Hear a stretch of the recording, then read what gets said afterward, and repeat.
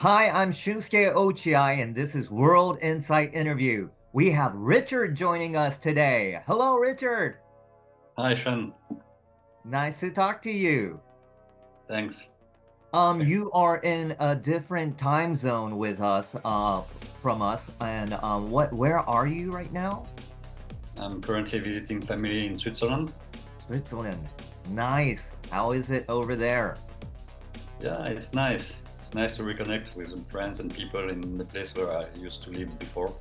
Oh, okay. So, yeah, briefly, could you tell us about your life? So you're originally from Switzerland? Yes, I'm a Swiss-born Italian, but I've Mm-hmm. been living these past few years in between Montreal, Canada, and Tuscany, in Italy. Oh, wow. So you have two different bases of your Yes. life. Wow. So, yeah, you're a photographer. When did you start taking photos? When did you start getting interested in that? Well, actually, I started taking photos when I was a teenager, so quite a few years ago. And yeah, then it stuck with me and it really became a passion. But it's been only since 2020 that I decided to make it a full-time job.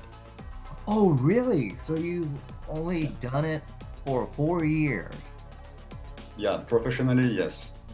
Wow. And then, your Instagram is so beautiful, with photos, beautiful photos. Especially, I see very beautiful photos from Tokyo and Japan. Um, Well, thank you so much. yes. You basically take photos, scenery photos.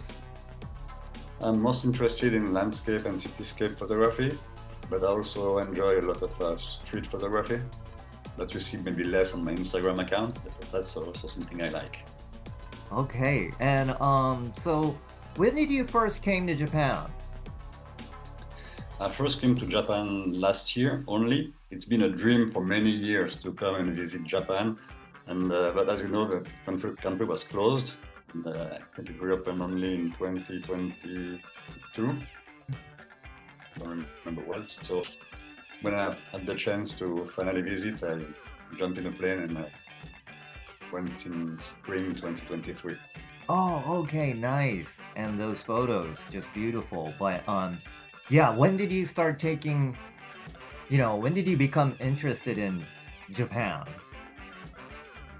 Well, it's one of this country that I'd always wished to visit, and life and kids and work, and there was always something else, and the plans kept being postponed, and so when I decided to do photography as a full-time job, it was the first country, I guess, on my wish list that I said, okay, I want to visit Japan, I want to take pictures of the country, and hopefully um, design a tour and be able to bring people with me in the future. Okay, what were you like what were you expecting to, from Japan before you came over? Well, I was expecting, how can I put it, organized chaos and yeah, this blend of modernity and the history and yeah. Yeah, and yeah, what is your like what was your favorite spot to take a photo in Japan? Do you have one?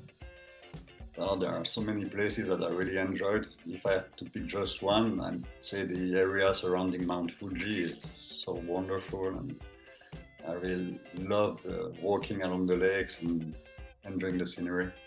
Hmm. Yeah, so in your perspective, what is the uniqueness of Japan compared to the other countries?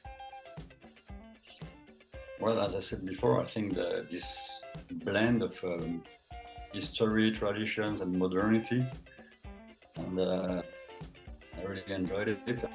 I really appreciated in Japan is how people are respectful and mindful of others, Mhm. and polite, and everybody was welcoming and helpful.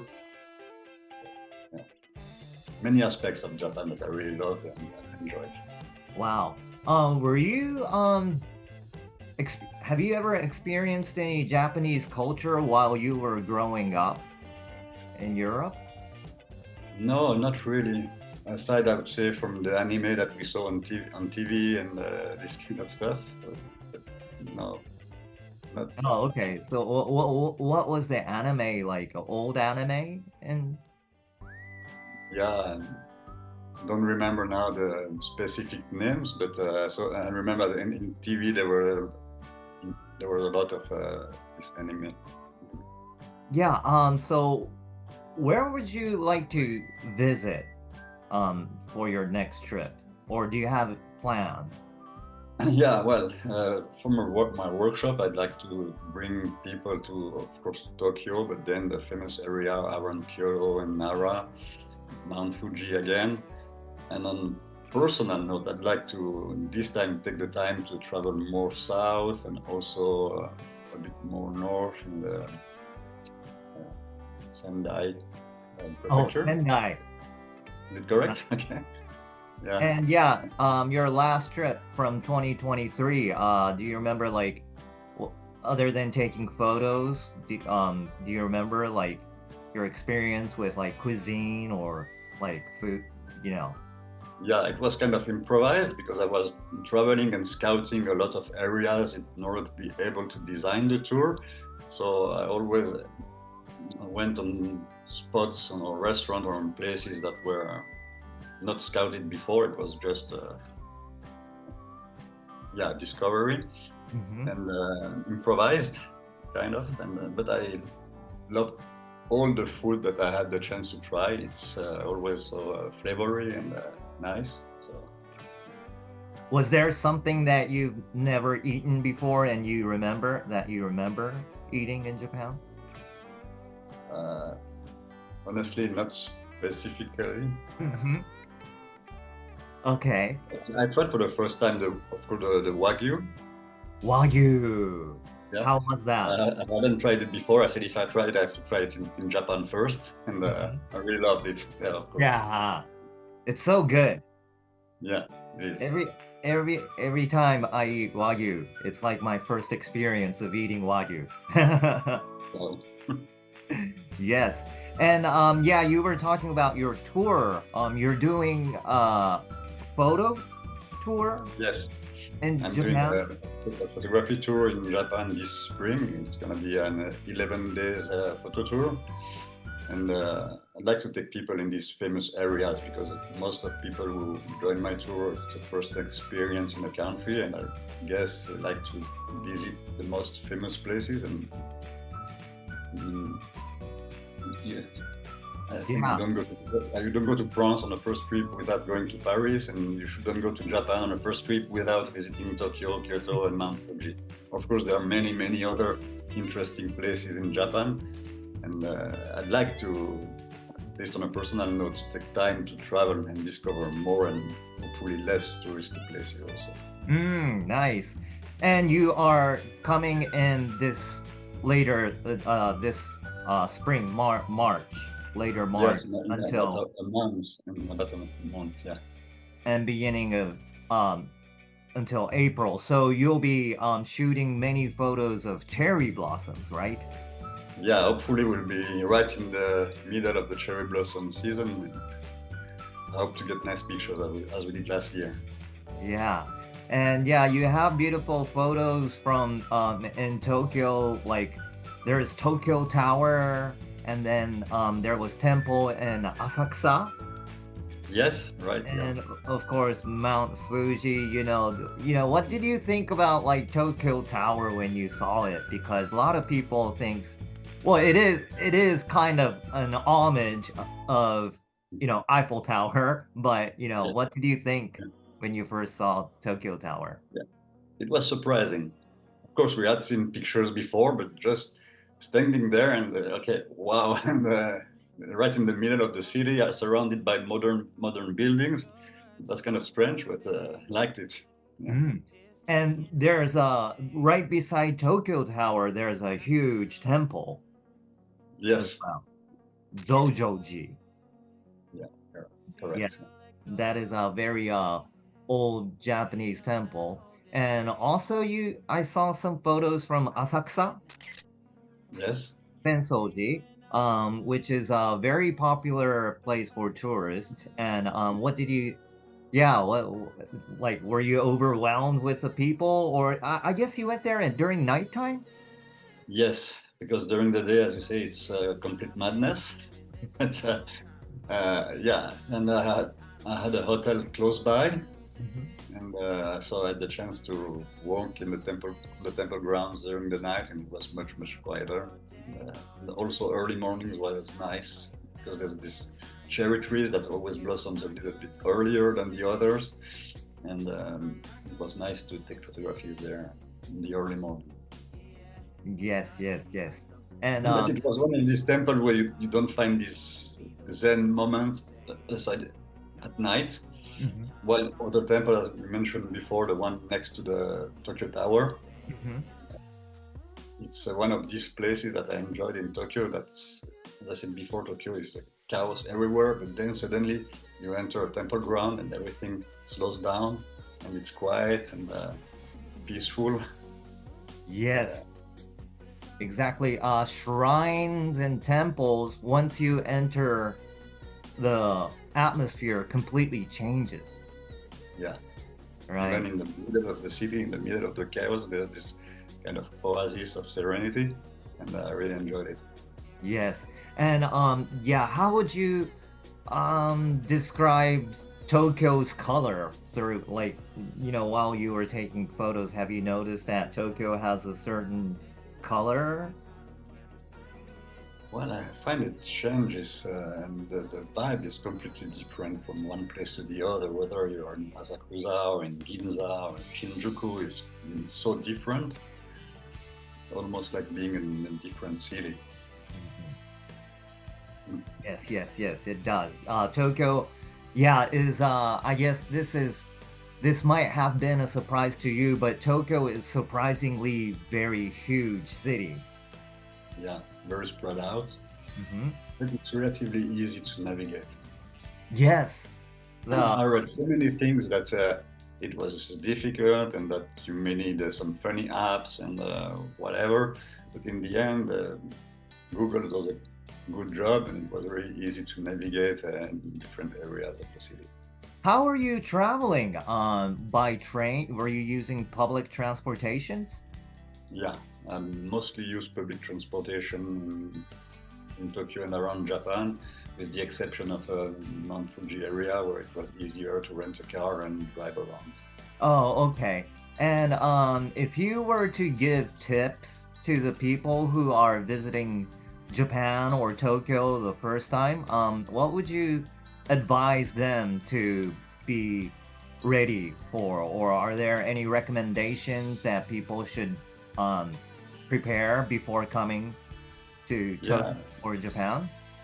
yeah, I'd say don't be too scared about what you read online and just get to Tokyo, buy a Japan Rail Pass, Mhm. buy a Suica card, and you'll be able to navigate the metro system and almost all the trains in Japan with just these two cards, and it's relatively easy to do it.